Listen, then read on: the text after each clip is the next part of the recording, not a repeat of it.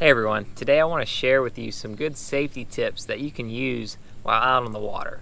Some of these tips don't cost anything, and some cost a little more, but we'll go through the different ones. Some are pretty easy to do, and they could help you out and could save your life one day. The first tip is really easy to do and doesn't cost anything. It's pretty simple. All you do is put your boat name and the inlet that you typically go out of on anything that floats. We're talking life jackets, coolers, tackle boxes, tackle bags, anything that might float, brushes, buckets, stuff like that. Reason being, if your boat flips over or sinks, all this debris is going to scatter, the stuff that floats, and it's going to start drifting. If you're in the water, it's going to be drifting roughly with you.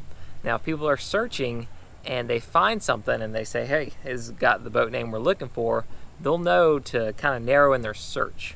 Okay, we had something like this happen where a boat went down and they were finding stuff, but they could never point out, was this the boat that went down, or was it just, someone was driving out, tackle bag fell over, stuff like that.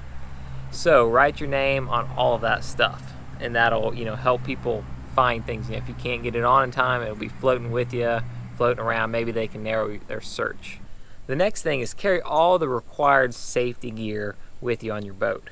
Now, different areas, different states require different things. So check it, specific to you, but a lot of common ones are, life jackets, whistles or noise-making device, flares, fire extinguisher, things like that.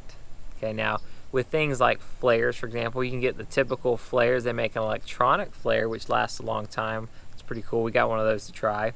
And I even carry my expired flares. Now make sure to check your date on your flares. They do expire over time. And I'll get new, flares that are in their service date, but I still keep the old ones because every now and then I'll check them, and some really old flares will still light. So I'm like, the more I can keep, the better. If I run out of the good flares, hey, I've got nothing to lose trying the old flares.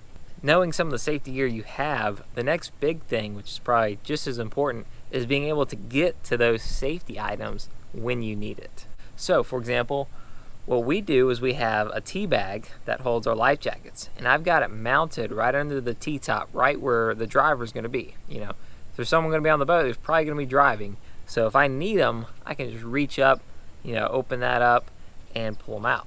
Now, if it's that tea bag's got a zipper, check your zipper. Go ahead and do it now. If you need to oil it, make sure you can smoothly open it. You want to be able to get to it. And the same with some of your other gear, like my E-Perb that I got. I keep it in a bag right under the leaning post, so if I need to grab it, or if the boat goes over, flips for whatever reason, it's not tied down to anything, and as long as I'm alive and floating, that bag will float and I can grab it and turn it on. I'll even take that a step further. A really nice safety thing is a Mustang survival jacket that I wear. In the winter especially, it's cold. Even here in Florida, it's cold and we need a jacket. Okay, we don't handle the cold well. Now this jacket's kind of how the Mustang story got started. They built it insulated with foam, and it turns out foam floats, so the jacket floats. Well, now they build this jacket and it specifically can float. It's a certified life jacket, keeps you warm, and it's waterproof. So when I'm going out, this is like the perfect thing to wear, right? I'm staying warm, it's comfortable, it's not on the way, but if I fall over, hey, I'm wearing my life jacket, so I'm good to go. Also, I have a utility belt, as I call it. It's got my fishing supplies, like my pliers, venting tool, knife, things like that. And it also has a small life jacket on the back. It's actually the type of life jacket they make for paddleboarders.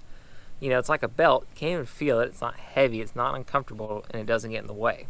Because of that, I just wear it with all my other tools. And should I fall over out of the boat or whatever, I can just pull the inflation cord and it'll inflate, and I'll have something buoyant to hang on to. Another thing you can do, doesn't cost anything, but it's very helpful, and that's let someone know where you're going when you go fishing. Especially when I go way offshore, 60 miles, what I'll do is I'll actually punch it in on my GPS, before I go out that morning, and I'll just take a picture of it, shows the coordinates and everything, shows my heading, and I'll just send it to like my mom, or you can send it to your wife, brother, friend, whoever.